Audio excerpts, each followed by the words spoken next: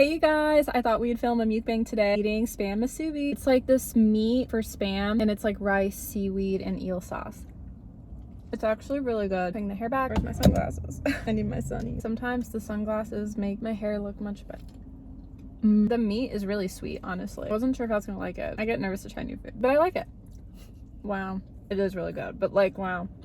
Nice little snack. One of my close friends, Jojo, sells these. I've been meaning to get one from her. She makes some really good food that her and her kids will make. It's cute. But I hadn't like got the chance, and then finally Food Carts had it, and I was like, oh my gosh. I was writing down a list basically of like what all I'd like to get at Food Carts because it gets overwhelming, and I'm like, I just want to go for what I want to get. So I wrote down everything on the one side, the other side, and the middle. Depending on where you're walking, it's like the right or left, and then the middle is the inside. Spilling.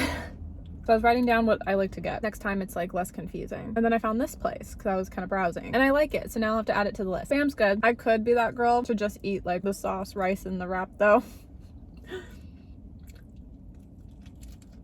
I haven't ate yet today, so I'm really hungry. I will devour this. It's really good. Can't go wrong. It's kind of aesthetically pleasing to eat too. Mostly sweet, but it has a hint of savory, honestly. Wow, this is good. Yum. How am I doing? I feel like there's not much to tell. Not really. I feel like people ask how I'm doing. I'm like, I'm good. But then if people ask how are you really doing, I'm like, well, I'm sad, single, lonely. But I want to clear up. There's also beauty in being sad, single, and lonely. Not really. Okay, no. I need to look positive. I just feel like I've been single for like far too long and it's sad being lonely. I don't want to cry. No, we're not crying. My period's starting. It really is. That's why I'm so emotional. For like no reason, you know? But you guys, there's beauty with being single. Like, I mean it. You don't like... I don't know. You don't have to like be weird with your manners. You know what I mean? I don't want to be like gross TMI in this mukbang. But you know what I mean? Like when you're dating, you're always like nervous with your stomach and stuff like that. And then I don't know, when you're single, you don't like have to worry about that because you're alone. Because I'm awkward with that. When you impress someone, it's just like uncomfy. I don't know. So that's more funny, I guess. But no, on a real note, I feel like when you're single, you can kind of just like rely on yourself, take care of yourself. I mean, do I want to be single forever? No. But I'm kind of accepting the fact if I'm going to be, because I feel like that's the whole point of loving yourself. Sometimes I feel like in life nothing's guaranteed. I don't want to cry. I don't know, it's weird because it's like I've not had like one family member or friend tell me like I won't find love, which I appreciate. I would hate it if someone would negatively tell me I wouldn't.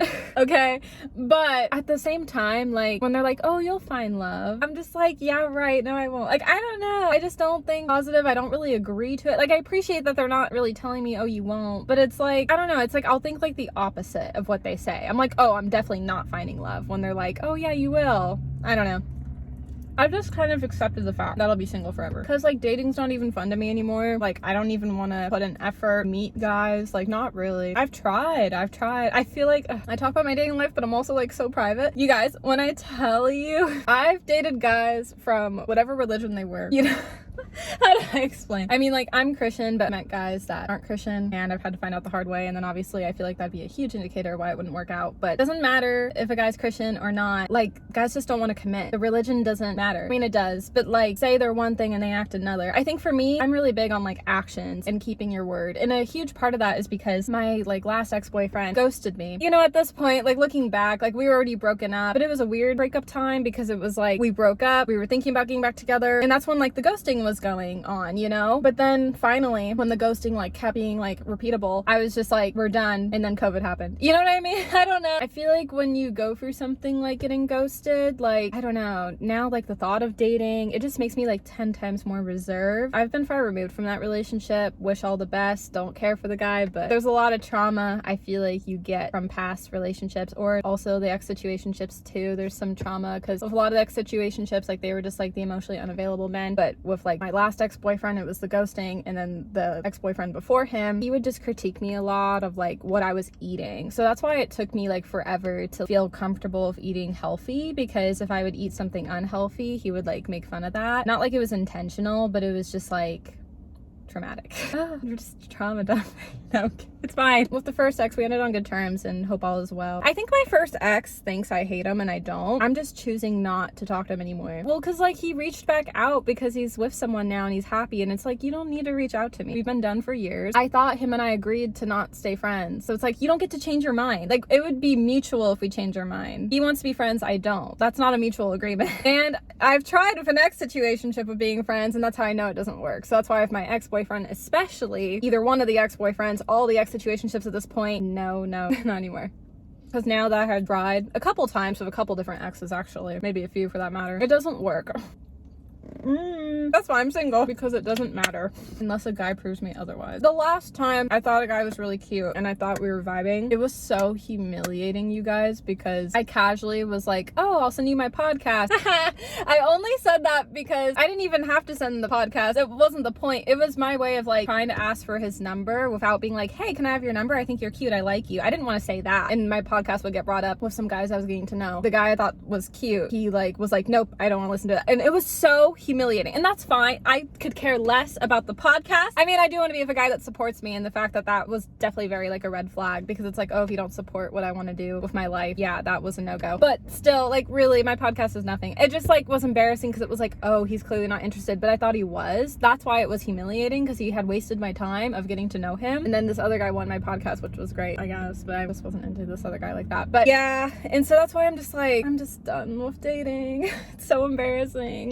So many guys just waste my time. Like, they act like they're interested and they're really not. With this guy though that I thought was cute, personality, when I really think about it, not too great. And also like, I just couldn't tell, and I should have known better. But at least like him not getting my number, at least that was telling. And I've not talked to him since, obviously, well, because I've not went back to like this young adult new group because of that. It was humiliating. That's what I'm saying. It really doesn't matter the religion, it just matters the respect. I mean, obviously, like I said, I do want to be with a guy that's Christian. If that will clash, which like with the classmate in particular that did clash, like, yeah, it's a no-go if not. I'm just saying, like, that's why dating is so hard. That's why when people preach like, oh yeah, like about the religion, like, it's really about the person. Yes, religion too, don't get me wrong. You gotta have respect and have a good heart, and you gotta love God. Like I said, I know religion does play into it if you believe in religion, but my whole point of this, because I'm trying not to get too personal, sorry, it just doesn't matter about that. Like, there could be a guy that's like this religious good guy, right? And then he's not. I've liked guys like that before. I fell in that trap. Well, yeah, multiple times. So that's what I'm saying. Anyways, I'll never find love.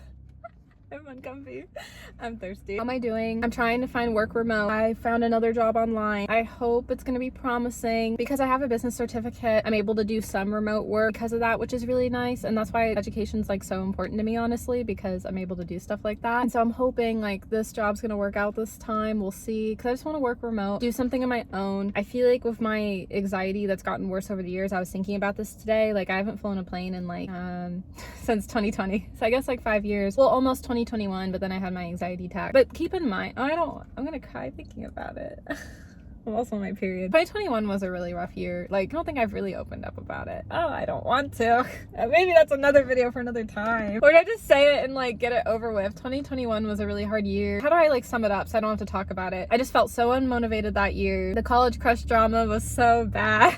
It was bad like a lot of years, but especially in 2021. This guy I used to like back in 2019 when we didn't work out then told me like, hey, maybe down the road like we could reconnect. But this was back then when I didn't really date a whole lot, and I didn't really get back with my exes back then. And so I remember just being like, yeah, right. I'm such a hypocrite now because I've dated exes and got back with them, unfortunately. Obviously, I'm single now, and we've learned, we've grown up, we've matured, we've apologized, we've healed, we're moving forward. But when I saw he had a girlfriend, I'm on the phone with my former friend. I'm like, emergency FaceTime now, because she had a graveyard shift. You guys are gonna cringe, I'm sorry. I'm like, girl, like, he said we could have had another chance. He never wanted to be with me. That was me in 2021. I didn't feel like I had a healthy relationship with food, which I feel like it's always a work in progress, and I'm still trying to find healthy balance. I had dated a guy that cared about his health so much, like there's some trauma in there. So I like kind of explained like it's hard, but we're working on it. But back then it was like even worse. And then like the anxiety attack with like flying happened. It was like post-COVID, like the year after COVID. When you think about it, 2019 was like that last nostalgic year before COVID. Great. There was hardships too in 2019, don't get me wrong. Like 2019, 2018 were interesting years. Even like 2017, because I felt like there were high highs and low lows. Even like 2020 had like high highs and low lows. And then 2021, like obviously there were some good moments, but there wasn't a lot of good moments. That's why in recent years, like 2021 was like not my favorite year at all. And I consider it my worst year with everything I kind of just like explained about. Because I'm like, I don't want to go into it. I don't like thinking about it. But I was thinking about today of just like the traveling anxiety started to happen then. Well, because it was weird because the year before I was traveling. And I think because I was traveling, that's why it let up and got worse. I feel like